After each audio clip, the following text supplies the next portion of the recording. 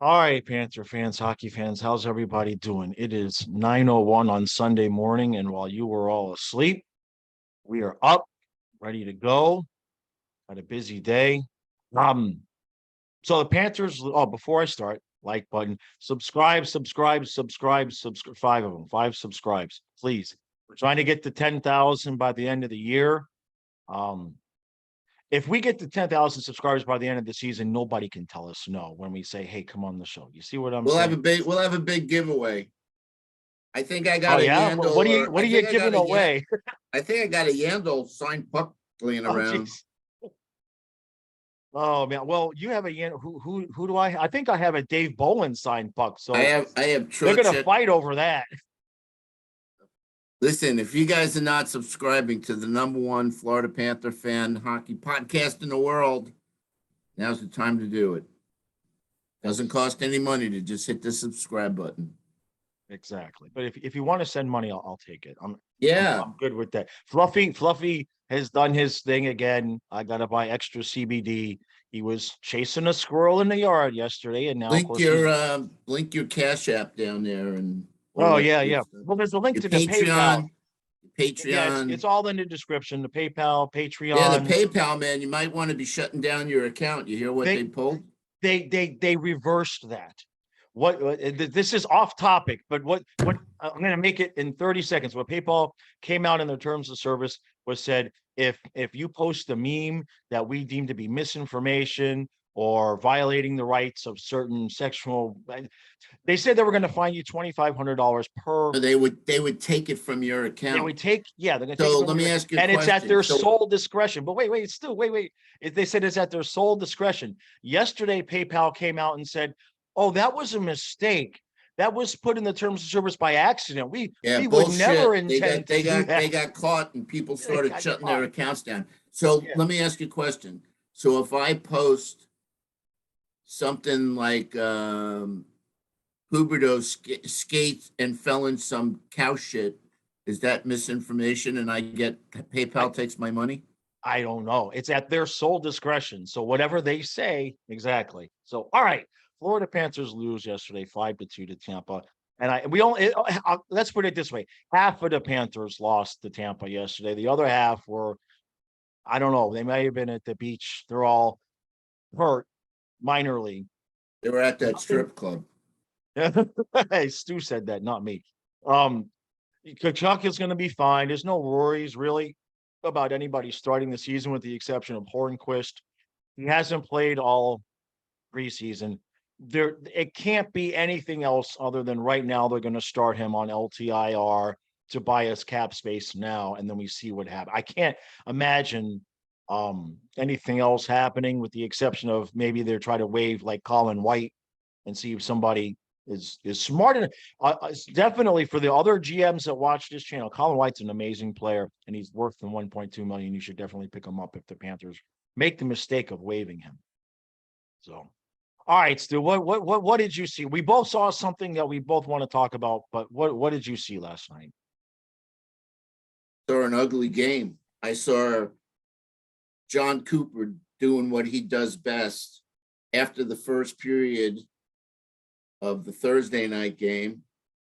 He made some adjustments and pretty much shut the Panthers down for the rest of that game.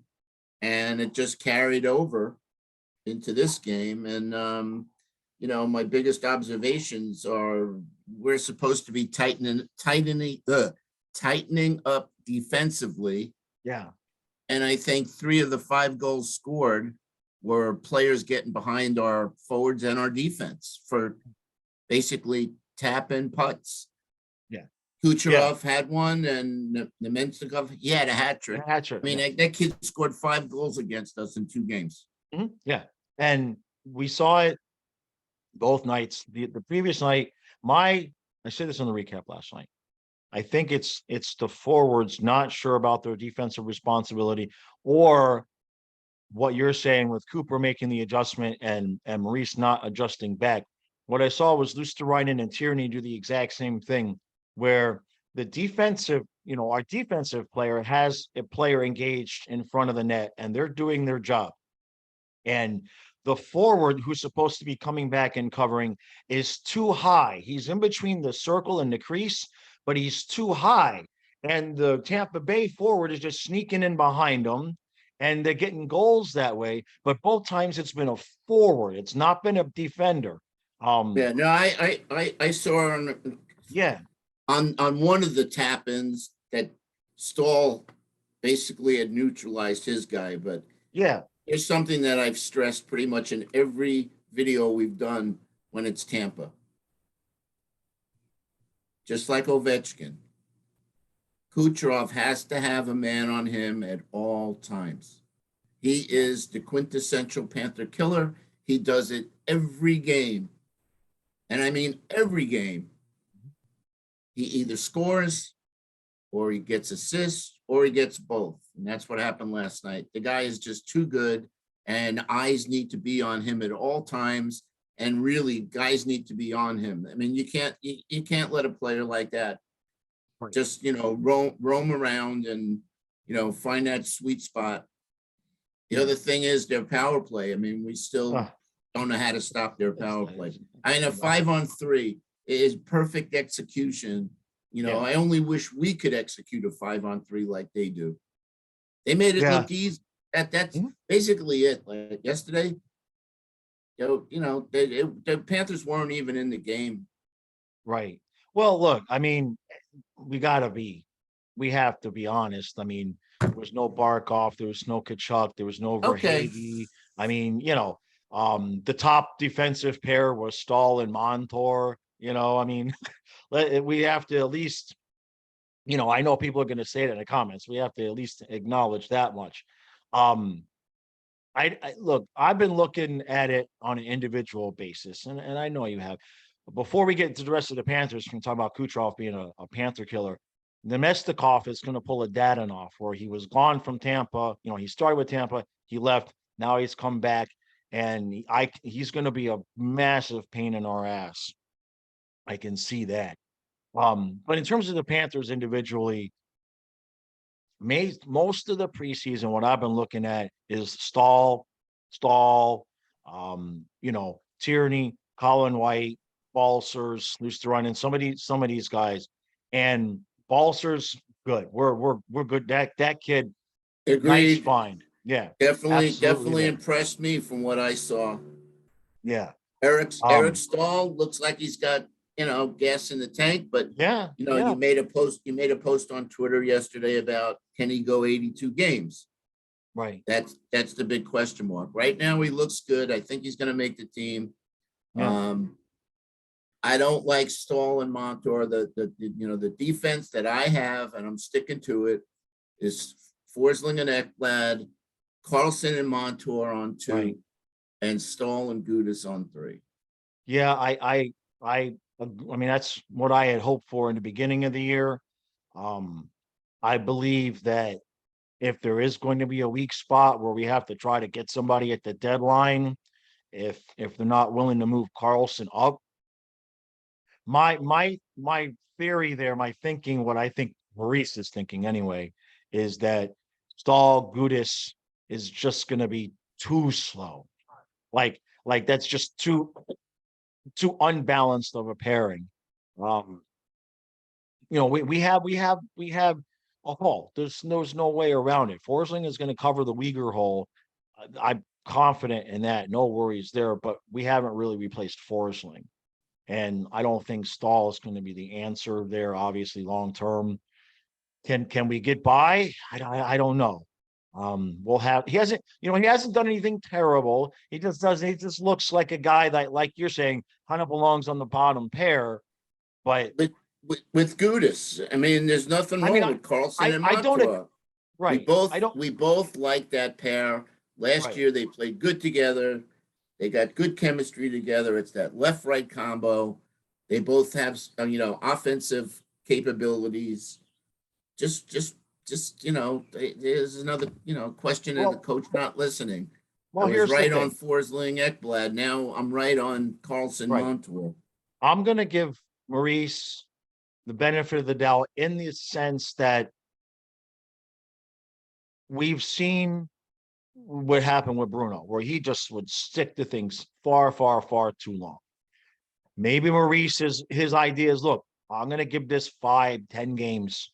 And then if I don't like what I see from Stahl and Montour, I'll switch it up. I have a feeling he's not as stone cold hard as Brunette. You're stubborn. You know, Yeah, the problem with Brunette is he was never a head coach before. right, No experience and no creativity. All he did was right, take Quenville's playbook and just run with it and right, stick with right. it. And he didn't see the Well, big picture.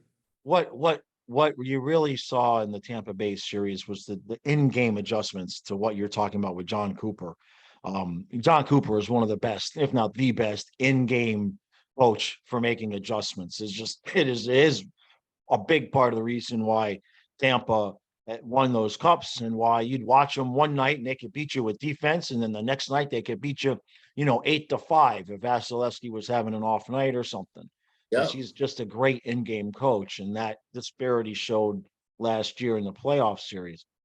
But Maurice is doing a lot of the things that I was hoping for. He immediately recognized that Lusterinen needed to be in the top 9, right? He didn't come around and screw around and be like, well, Forsling's got to earn that spot up top. He was from day one. There was no question there. And the thing with Eric Stahl, if he can play for us decent, that allows us to put Lusterinen in the top 9, and that fills a hole that we do have. And he's a good player. So the only decision he's really made so far that has been against what I was hoping for is the same thing. Is I wanted to see Carlson get that shot up top, in the second pair with Montour. But I have to believe that if Stahl becomes a liability, that he'll make that switch, because so far he's been pretty good at recognizing, where guys need to go. So, excuse me. Here's what I'm hoping, or I should say, here's what I'm dreading. I really hope Maurice doesn't put Delzato or Kierstead over Carlson. I got I a don't think, sneaky, yeah, sick feeling that Delzato is going to be, the top 6. I hope not. I don't think so. I I don't. hope not. But Well, we have to make room for any of those guys anyway. I haven't checked Twitter today for all I know. I wonder when we're going to start hearing about the moves, because that's it. Regular season starts Thursday, and we've got to do something if we're going to sign any of those guys, right, including Heponiemi, which let's not leave him out. Um, there's never going to be a time where the kid is the combination of either more ready and we have a need. The combination of how he looks and the need that we have, if we're not going to give him a chance now, send him somewhere where he's going to get an opportunity, because that kid should make this team. It should be a no-brainer, considering no Duclair, no Hornquist, and how he's looked both games, including with Barkov. That's got to be a no-brainer that he's got to make this team. do you have your graphic? I know you asked me about line combos. Well, we agree. We agree. So let me Yeah. bring that up. Okay. So let's go over them. Yeah, I'm gonna So go to my everybody can see Twitter. we are in agreement on what we think should be the lines. All right, let me get to it here. Okay. All right, then let me screen share this. Come back over here.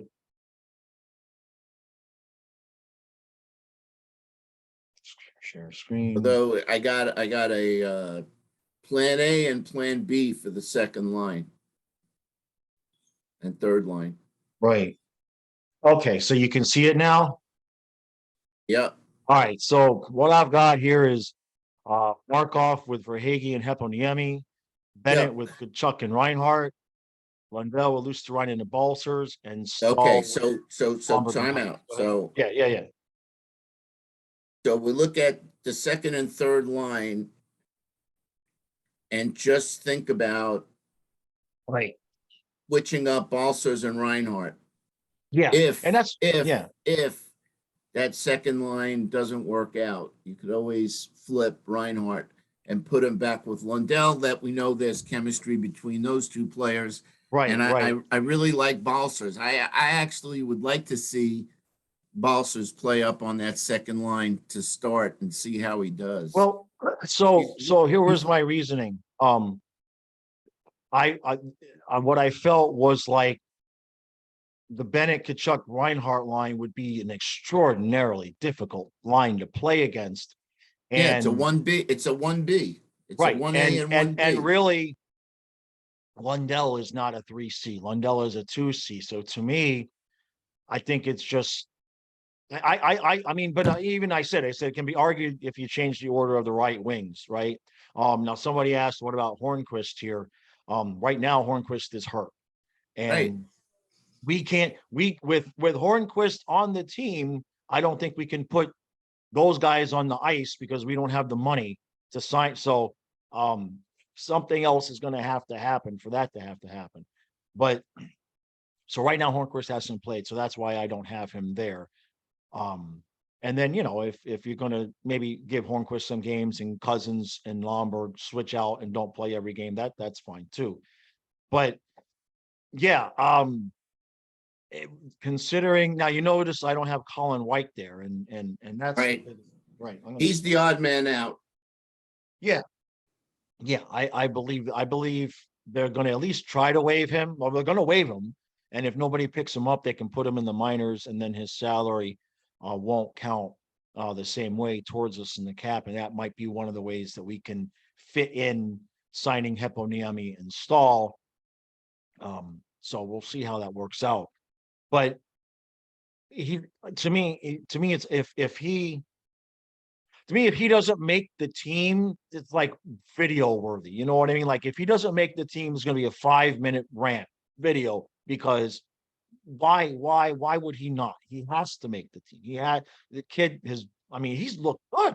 He's looked good. And he's not like getting shoved around. I know he's a small guy, but some guys can get shoved around like Dennis Malgin. He was a small guy. He would make some things happen, but he gets shoved around so easily. Now, right now, we're not seeing that with Heponiemi. Now, maybe it changes with the regular season, but you sign him to a contract. And if you go 8, 9, 10 games and he's getting the crap beat out of him, well, then you send him down and, but um, I think he should make the team anyway. I'm really hoping that the Finnish connection, the chemistry between him and Barkov takes off. Yeah, they did look good. Does he play with Barkov? Obviously, we've seen it with Barkov and Lundell on the PK. Right. So that's what I'm hoping. Yeah. It's tough for a kid that really played fourth line minutes last year to zoom all the way up to the top line. So nerves are going to come into play, but Sure. it's going to take is a couple of games under his belt and a couple of goals and a couple of assists and just feeling comfortable playing with the big guy. Yeah. And Verhaeghe doing his thing. Well, what I like about Heponiemi is that not all players respond. And basically, coach said, you're going to play these next 2 games against Tampa. Go out there and show me if you deserve to be on the team. And not all players respond to that. You know what I mean? Like Denisenko hasn't shown us anything, right? But Heponiemi definitely, like, look, he's going to make it almost impossible for a coach to send him back down. And I love that in a player, Yeah, really bummed about that, Asenko. I like that kid. Yeah, But, well, yeah, it is what it is. Other than that, I just wanted to let everybody know, if you haven't heard, I said it on the stream yesterday, I said it on the recap yesterday, starting Thursday. Now I'm not removing any content. I'm adding in on we're gonna the pregame stream is now a full game stream. So it's gonna start 1 hour before the game and then we'll end when the game is over. And then during the intermissions, Kyle's gonna be there with me. And during the intermissions, Kyle will run the stream. And that's when I go do the recap and everything like that. And then eventually, once I get it down, I get my routine down and I feel comfortable technically and everything, then I will start making it so that on some nights I can bring other people on and guests and have more than just Kyle and I. And I want to get into the routine because it's going to change everything. It's going to change when I eat, what I do with the dogs. It's just going to change a ton of stuff for me. So the first, month, maybe I want to just kind of get into a routine where it's secondhand and natural to me. Because Stu will vouch for this. At this age, when you try to start doing something new and it's not a routine, it's not like when you're 23 and and the brain just does that shit. You know what I mean? You could do it Friday, but by Saturday, you're like, what did I do? I don't even remember how I did that. So basically, people, Eric is going all in on this Right. channel. This is going to be it. This is his stream of income. So support this channel, man. Do the super chats, do the Cash App, support the Patreon. Of course, subscribe, hit the like button, all those things that can generate some revenue for this guy, because he's really put out, himself out to, just bring you the best Florida Panther content that's out there. Yeah, and I look, I appreciate every single one of you, regardless of how you support. Stu, let's put it this way. Stu knows the inside financial situation, and that's why he's my salesman. Let's just say, I don't want to, I'm not like making threats or anything like that. That's not my personality. But let's just say this needs to work for me soon, or I won't be able to do this channel anymore. And that's Yeah. the bottom line, is that I'm betting on myself, but at some point I will be out of credit cards to bet on myself anymore. Listen, the bottom line is a little bit here, a Just little the bit truth. there, Yeah. people, not everybody has $100 or whatever to give, Sometimes dollar, it's just that, $5. sometimes it's just just, that dollar just, for my yeah, psychological state. just something to show that you support Yeah. Eric's work, Yeah. because And he yeah. definitely puts a lot of hard work into this channel Yeah. and his heart So, too. So yeah, no, there's no joke about that. anyway, All right. all right. So, So we agreed on the forwards. I right. think we're in agreement, with the defense. Obviously, Maurice is not agreeing with us with the Carlson Montour combo, Right. but maybe that will change. And if it Maybe, doesn't, yeah.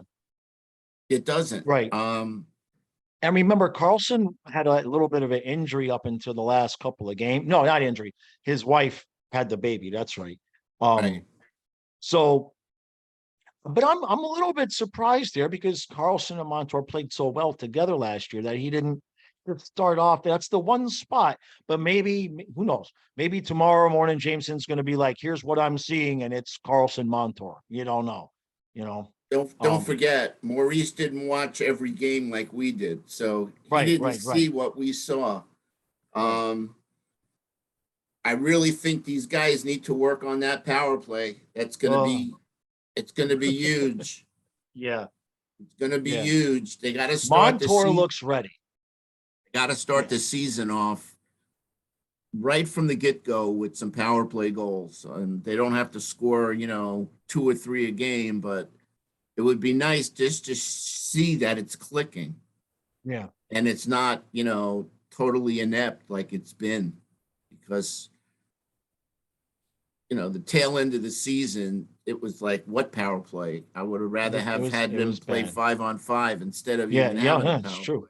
I think we Yeah. gave up more shorthanded goals than we did power play goals. Yeah. Which we almost gave up one last night, but Knight made a hell of a save. Yeah, what do you think about his play? I mean, obviously we left him out to dry on a number of those goals, but I mean, the one goal.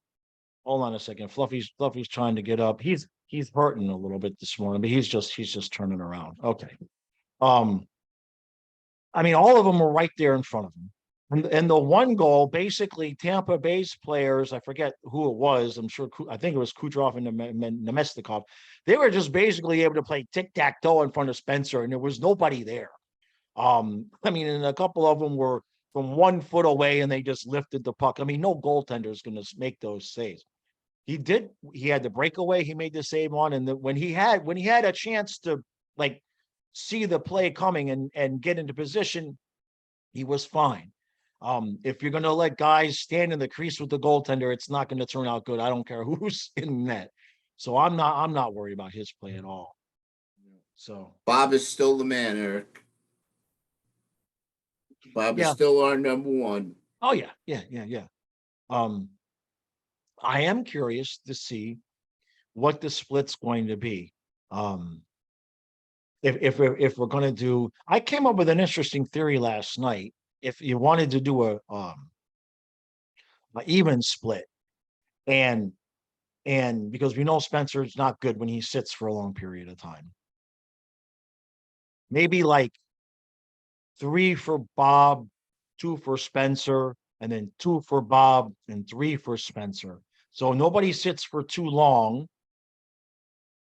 I'm hoping it's something like that, because if you're going to pay the kid 4.5, I mean, I know he's not making 4.5 now, but there's no reason not to give those guys an even split, considering you're still developing night, right? It's not like this isn't James Reimer where you can play in 15, 20 games at the most and, ride your starter. I'd like to see, I mean, it was close to an even split last year. It was either 36 or 39 for Spencer Knight, but a few of those were the nights where he came in for Bobrovsky. Remember when it would be like we'd give up 3 or 4, and then Knight came in a couple of times, and we made those huge comebacks. They ain't gonna have that this year. My philosophy has always been to go with your hot goalie. So I Right. mean, if Bob is playing, if Bob's in the zone and he's playing lights out, you got to just keep riding him until he loses. Yeah. Yeah. I just I don't like a set. right. Bob plays 3, Knight plays 1, because Bob could be on fire. I mean, I'm hoping that we run up. I mean, we did it twice last year, 12-game winning streaks. One of them was a big part of that was Spencer, though. Yep, true. But Right. there's no reason why we can't have a couple of those this year. So I Right. guess let's just see what happens. Yeah. Obviously, the back-to-backs, there's going to be splits. Right. Right. When did we have our first back-to-back? See. Let me see here. Let's go over the schedule a little bit. Me as well. We're already here. All right, Florida Panthers schedule. All right, so yeah, because that affects me with the streams. All right, Thursday the 13th, the Islanders. Saturday the 15th, Sabres. Monday the 17th, the Bruins. Wednesday the 19th, the Flyers. Friday the 21st, the Lightning. Sunday the 23rd, the Islanders. Where's the back? I could go on and on. Geez, we don't have a back-to-back. I'm still waiting. Yeah, it's usually in the I'm middle of the I'm season. I'm at the end of November. Okay, November 28th and 29th. At the Oilers and then at the Flames, their late games. That's the first time we have back-to-back. That's no wonder people are telling me I'm crazy that I think we're going to start slow. But I still think we're going to. At this point, I would be surprised even if I hadn't predicted that we were going to start slow. At this point, I'd be surprised if we didn't start slow, because we haven't seen our starting lineup once in the preseason. So just by that alone, you got to figure the first 4, 5, 6 games are just going to be about building chemistry and learning who. I don't see how we don't start slow at this point. I mean, if we don't, let's put it this way: if we don't start slow, we're got a hell of a good team, because we don't even know they don't even know who's playing with who. So I guess we'll put it that way. All right. So that's it. It's Sunday. We're working on hopefully we can have Randy on at some point here before the season starts. And then When's I'll our still have first game? Thursday? Thursday. All right. So I'll see if we can do maybe Tuesday or Wednesday. Yeah. And I'll still have content out daily. And then I'm gonna sleep Thursday morning in preparation for that stream. 1 hour before the game, then we go all the way through, and it's gonna be a blast. I can't promise all 82 games that I'm gonna stream. But I'm gonna do my best, just like I always do, and we'll go from there. It'll be fun because Matthias is going to be here from October 27th to November 14th. So there will be games. So I'm sure that he will enjoy being part of the stream there. So enjoy that. All right, guys. We really appreciate all the support, genuinely. And that's it, man. I can't wait until we get some kind of news. What are we doing? We've been all summer long. They're like, how are we gonna get cap space? How are we gonna and it's we got 3 friggin' days, and I don't and we've thrown all the theories out there. And I'm just happy that hockey is here right. and no more messing around with preseason bullshit. Yeah. I'll tell you what's really funny, and we'll end it with this. The conversation about the trade continues on Twitter. I know. And it's so funny because I'm like, they haven't played a regular season game yet. I mean, it's ridiculous. And you speculate all you want who won the trade. Right. I haven't seen Kachuk play one game. Yeah, I mean, I haven't seen him play one game. Right. You know, give it a minute. Give it a minute. But look, that's just the way sports fans are nowadays. It's the way everybody is now. Nothing else to talk about, but they have to have the instant need to be right, like the whole Tua thing. I know you're not into football, but I know you saw that whole thing that went down. And the report came out yesterday, and wouldn't you know it, everybody who said I was a concussion for sure didn't know jack shit about what they were talking about. It's incredible. It's so everybody has to be so fast, and they have to be right. And then when they come out and with their opinion, regardless of if it gets proven wrong or not, they just stick to it. It's a sight to see. It really is. I'll tell you what just blows my mind. No matter what, Tampa's always in there. Yeah. Last year, before the season started last year, they lost their whole third line. And they ended up, going almost all the way. This year, I don't know, I think they lost McDonough. I don't know who else they lost. But they just look, I mean, we can always we can always count on Tampa being in the race. So, I'd like to finally, say that they're not going to compete for the top spot, but I can't say that. They look good. They always look good against us. Let's put it that way. Don't tell that to them. Okay. I mean, Vasilevsky's what? He's still like 14 years old. I mean, forget about it, right? That dude, it's not. And even Stamkos is only what, 32 or 33. It's not like I'm not counting them out. I'm not look, as a Dolphin fan, like the only way we got rid of Brady was when he left. You know what I mean? And it's the same thing. It's like, I ain't counting them out. Ain't no way you can count them out. I'm telling you, when we play Tampa, there's got to be a guy on Kucherov all the time. Yeah. Maybe that's going to be Kachuk's job. Maybe that's going to be, I don't know. I don't know if he can skate with Kucherov, or that could get ugly. I don't know. We'll put Heponiemi on him. I foresee, I'm predicting it now. Out of the 3 games that we played Tampa, you're going to see a Kachuk Maroon fight at some point. I don't know if I'm interested in that, man. Maroon's a big dude. I know. Let Lomberg take those punches. No, not the $9 million man. I have a feeling. Do we get them twice at home, or is it twice at Tampa this year? I don't know. Doesn't matter. Doesn't matter. Yeah. But all right, guys. Anyway, that's all I got, guys. Yep, same here. We appreciate all the support, and we'll see you again soon.